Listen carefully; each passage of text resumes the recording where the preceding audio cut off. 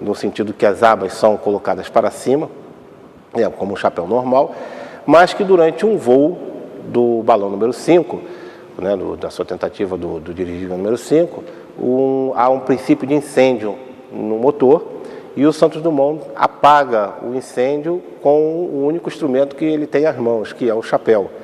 E ao apagar o incêndio, o chapéu fica deformado com as abas viradas para baixo. Ao pousar, ele é visto pelo público dessa forma, e no dia seguinte era moda em Paris, e falando-se em Paris, fala-se automaticamente no mundo, de usar o chapéu à moda Santos Dumont, que é esse chapéu com as abas para baixo, e que mais tarde ele vai até adotar como vamos dizer assim, uma marca pessoal dele, esse chapéu, voltado com as abas todas tortas, viradas para baixo.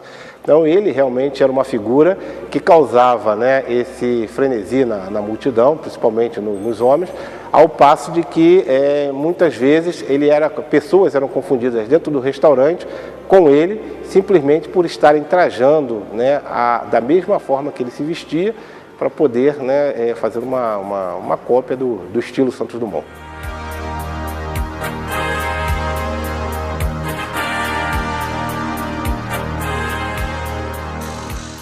A primeira mulher a dirigir um balão foi a Ida da Costa, uma cubana que provavelmente engraçou-se pelo Santos Dumont. Ela visitou várias vezes o seu hangar em 1903 e Santos Dumont permitiu que ela voasse e dirigisse o balão sozinha. A família dela não queria que isso fosse divulgado, então isso não apareceu muito na época. O nome dela ficou meio escondido. Isso é uma das características, aí tem dois aspectos, da história de Santos Dumont. Por um lado, é a história mal lida de Santos Dumont. Quer dizer, Antônio Prado Júnior é um amigo próximo de Santos Dumont, acompanha Santos Dumont em vários momentos. A dona Eglantina é uma pessoa da família, é amiga dele, ele corresponde-se sempre com a dona Eglantina e vivem 30 anos próximos. Daí se faz uma história com uma conclusão errada, que ela teria voado de balão. Não há registro disso. O outro ponto é o seguinte: por que Santos Dumont deixou a mulher dirigir o balão? Porque a mulher estava, a Ida da Costa, que é uma cubana, que ele escreve no livro que é uma cubana muito bonita, porque ela estava apaixonada por ele, porque a paixão por ele vai aparecer em várias declarações. Por exemplo, quando ele está nos Estados Unidos, em 1904, tem uma mulher também que diz que está apaixonada, que vai se casar com ele. Em 1901, tem outra que, quando ele ganha o prêmio, diz que está tendo um caso com ele. Tem vários registros, e aí na direção oposta da questão do homossexualismo, de mulheres que se dizem ou apaixonadas, ou noivas, ou qualquer coisa com ele, porque ele é uma figura absolutamente conhecida.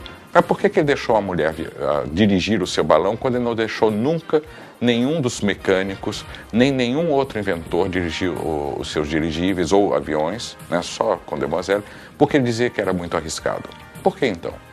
Se a gente olhar o período que vai de junho a agosto de 1903, quando ele está com o dirigível número 9 pronto e voando, é um dirigível muito pequeno, o que a gente verifica é que Santos Dumont está realizando todos os experimentos possíveis que aquele dirigível pode realizar. Ele faz um voo noturno, é notícia. Ele dá carona a uma criança, é notícia.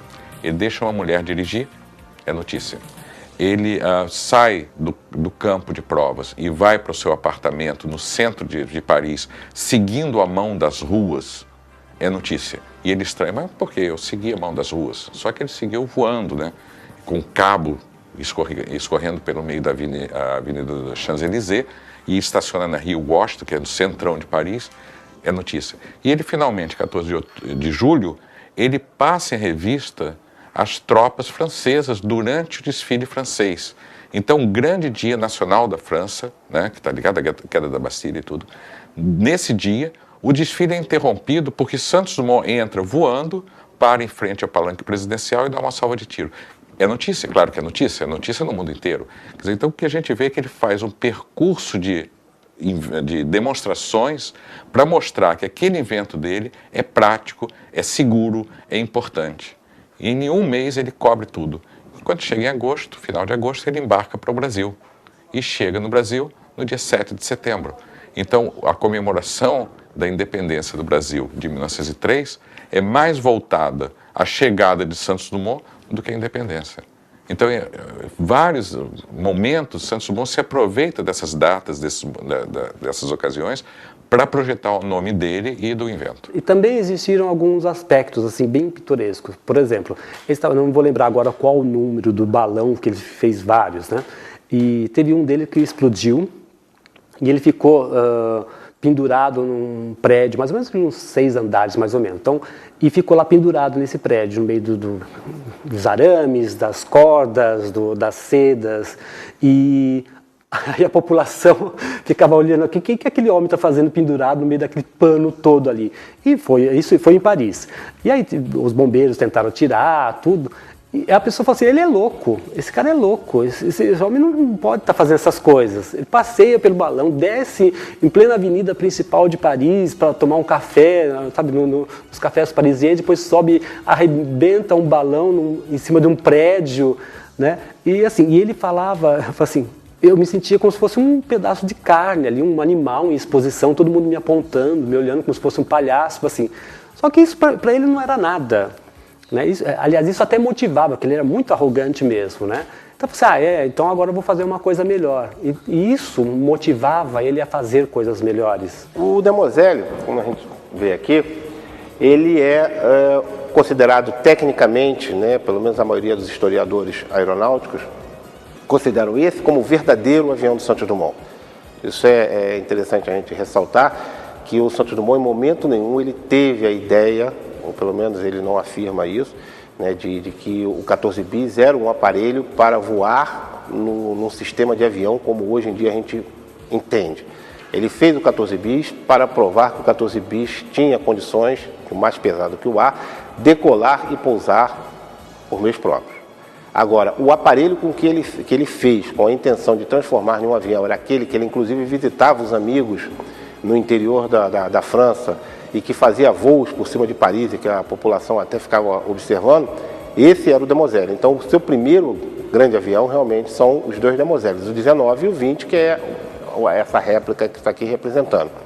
Ele é um aparelho que já traz uma concepção mais moderna do avião, inclusive com o leme e o profundor colocados na parte de trás, né? Ele era feito de bambu, especificamente bambu da Índia, que é um bambu extremamente resistente e ao mesmo tempo leve, né, preso por partes metálicas, e um motor que o próprio Santos Dumont tinha idealizado e que ele pediu, né, o ajuste final à fábrica de motores da RAC, que era uma fábrica de motores de motocicleta, né, para adaptar no aparelho dele e fazer o voo. Então, o 14 bis, o Demoiselle era um aparelho extremamente leve, um aparelho versátil, fazia voos com tranquilidade, e isso tanto é verdade que várias fábricas, né, depois de Santos Dumont, copiaram o modelo do Demoiselle, fabricaram quase que 2 dezenas desses aparelhos e não há o registro sequer de um acidente com um Demoiselle. Esse é o primeiro aparelho mais pesado que o ar que Santos Dumont fez, que tem a finalidade de provar, né, a possibilidade de um voo desse tipo de aparelho. Então ele não tinha a menor pretensão de fazê-lo um aparelho que voasse com grandes distâncias ou que fizesse voos, né, de manobras mais arriscadas. Então a finalidade dele basicamente era essa, de provar a existência, a possibilidade de um aparelho mais pesado que o ar decolar. Ele é uma associação de outros inventos, como por exemplo as células de Hargrave, que são esses painéis quadrados, que ele associou para fazer toda a estrutura do avião. Aqui na frente nós temos o Canard, que é o sistema de controle de profundidade, quer dizer, que faz o avião subir e descer, e que é interessante porque os aviões modernos de guerra, alguns deles utilizam o sistema de Canard no seu sistema de voo. E uma coisa interessante para se mostrar é a questão do voo do próprio 14 bis, que voa nesse sentido, com a parte do leme colocada na frente do avião. E a hélice é uma hélice impulsionadora colocada atrás que possibilita o avião decolar nesse sentido. Então a frente dele está posicionado aqui. No Demoiselle, Santos Dumont inverte essa posição e bota o leme colocado na parte traseira do avião.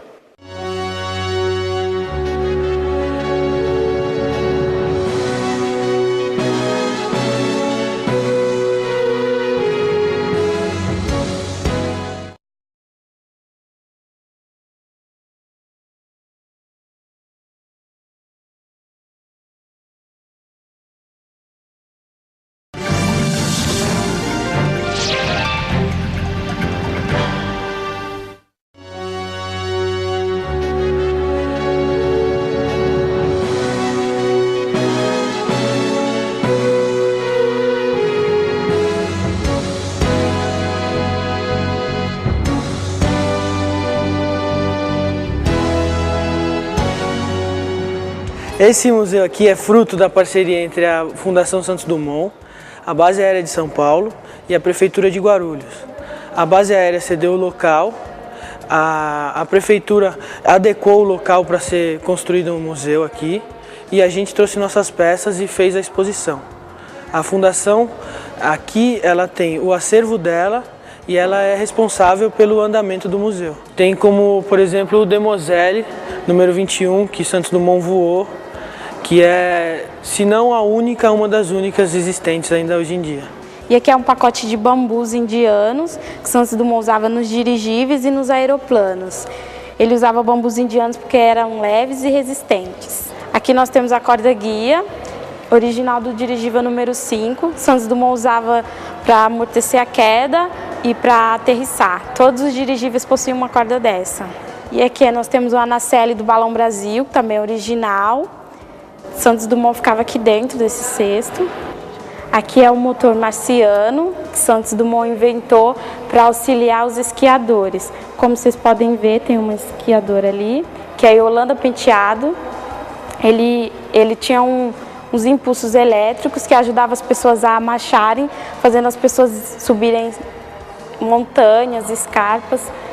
Esse é o canhão paradoxal. Foi uma das últimas invenções de Santos Dumont. Ele lançava boias a náufragos numa distância de 400 metros. Ele também era chamado de canhão lança-marra ou canhão lança-boias. A própria vida do Santos Dumont, do período áureo dele, das invenções, a gente já pode notar um pequeno distúrbio com relação a mudanças de estados psicológicos dele. Há momentos em que Santos Dumont é extremamente efusivo, extremamente de gostar de aparecer, de estar em evidência. E há momentos em que ele alterna isso por crises de depressões profundas, de isolamento, de fuga diante das pessoas. Para um homem que era considerado extremamente tímido, parar com o seu dirigível número 9 em plena praça de Paris, atravessar a rua para simplesmente tomar um café, servido pelo seu mordomo, causando um verdadeiro rebuliço na praça de pessoas se acotovelando para ver o que ele inventa, aquelas coisas todas, mostra que era um homem que gostava de, numa palavra bem vulgar, aparecer. E, entretanto, há momentos em que ele se isola de todos, se tranca dentro do seu ateliê, vive recluso, fugindo e até comentando das suas deficiências, no que ele achava que eram deficiências, como, por exemplo, a sua altura e o seu peso, que ele lastimava por ser extremamente baixo e magro. Então, há momentos em que essa alternância de humores é comum na vida dele. Euforia e depressões. Poucas pessoas conhecem, que ele acabou sofrendo de esclerose múltipla, E então, assim, quer dizer, o que acontece com uma pessoa que, para criar um objeto, por exemplo, no caso ou criar um invento, no caso do avião, precisava até fazer as próprias ferramentas, que é o que ele fazia. Então, para isso, ele estudou mecânica, estudou física, estudou química, até para o conselho do pai. O pai falava assim para ele: olha, se você quiser ser alguém na vida, estude mecânica, física e química. O futuro do mundo está nisso aí. Olha a visão do senhor Henriques Dumont Villares. Então, assim, e ele seguiu esse conselho do pai e começou a estudar. Então, assim, quando chegou no final, ele já não tinha mais a destreza manual para criar as coisas. Tinha o intelecto, mas assim, o corpo já não ajudava mais. Então, assim, aí começou a ter aquela fase que você começa a deteriorar por dentro, a ficar angustiado, e depois já começou a aparecer a